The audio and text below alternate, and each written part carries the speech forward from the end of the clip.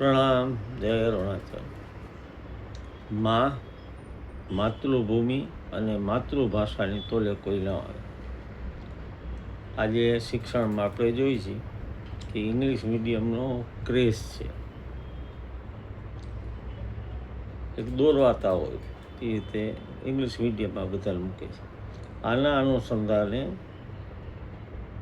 આમ તો વિજ્ઞાનના લેખો લખે છે કે વિજ્ઞાન જગત આપણે વાંચતા પણ હશો કે ડૉક્ટર જે રાવલે બહુ સુંદર લેખ લખ્યો છે.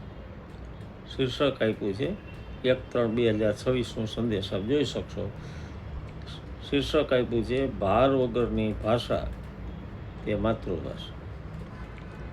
આપણને માતૃભાષા જ ન આવડે અને અંગ્રેજી કે પરદેશની ભાષા આવડે તે યોગ્ય નથી. તે માતૃભાષાને દગો દીધો ગણાય, માતાને પણ દગો દીધો ગણાય.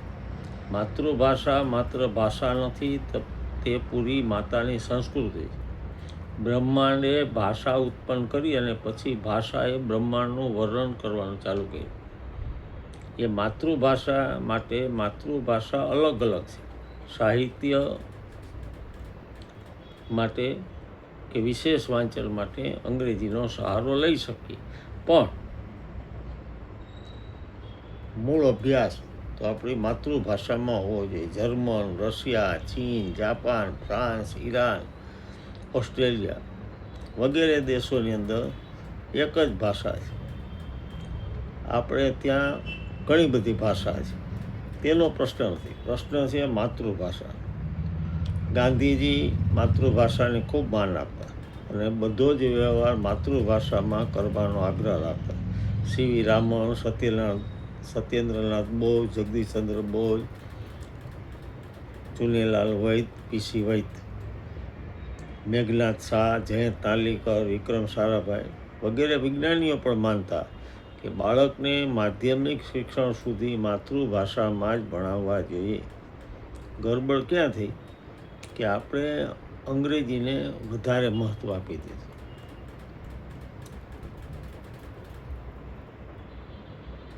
માતૃભાષામાં ભણતર થાય તો એક જે કલ્પના શક્તિ છે એ નેચરલ રીતે આવે. માતૃભાષા પ્રથમ આવે અને પછી આવે રાષ્ટ્રભાષા અને પછી ઇન્ટરનેશનલ ભાષા. આઈન્સ્ટાઈન યહૂદી હતા, પણ એમનો જન્મ અને વિકાસ જર્મનીમાં થયેલો, જે આપ જાણતા હશો. એટલે જર્મની એમની માતૃભાષા હતી. તેમના બધા જ સંશોધન પત્રો જર્મન ભાષામાં છપાયેલા. તેમાં ઓરિજિનલ સંશોધન પત્રો વાંચવા હોય તો જર્મન ભાષા ભણવી પડે. 1933 આઈન્સ્ટાઈન જર્મન છોડીને અમેરિકા આવ્યા. ત્યાં તેમણે જોકે સારું એવું અંગ્રેજી પણ પિકઅપ કરી લીધેલું.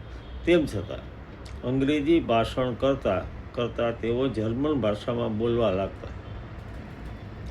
જાપાનના એક નોબલ લોરિયટ થઈ ગયા, જે જાપાન સિવાય બીજી કોઈ ભાષા જાણતા નહોતા, જાપાની જાણતા અને કદી જાપાનની બહાર પણ ગયા નથી. માટે એમ માની ન લેવું કે મહાન બનવા માટે અંગ્રેજી જરૂરી છે. નવી પેઢીને માતૃભાષા ન આવડે તો તેઓ બાપ દાદાના દસ્તાવેજ ક્યાંથી વાંચે? માતૃભાષા પુરખોની ભાષા છે, પૂર્વજોની ભાષા છે.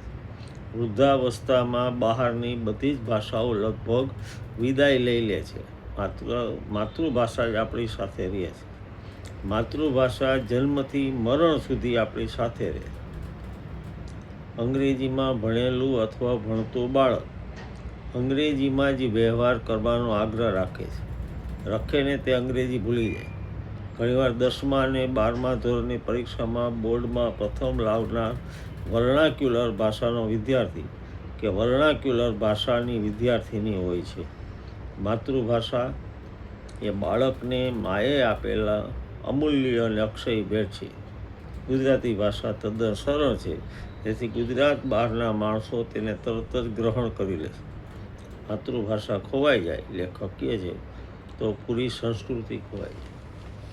જાણીતા લેખક ગુણવંત શાહને કોઈએ પૂછેલું કે બાળકને કઈ ભાષામાં ભણાવે, એમને બહુ સરસ જવાબ આપ્યો.